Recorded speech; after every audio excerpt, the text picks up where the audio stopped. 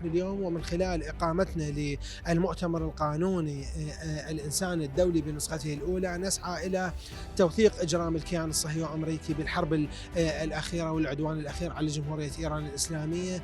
فضح هذا العدوان الغاصب الذي من كف يوما عن انتهاك معاهدات القانون الدولي الإنساني، ومن كف يوما عن انتهاك حرمة الشعوب المستضعفة. المرحلة التي نمر بها هي مرحلة حساسة وخطرة جدا بين الحق والباطل وبين الظالم والمظلوم، ونرى أن الظلامة تعم المنطقة والعالم ودون رادع ودون محاسب.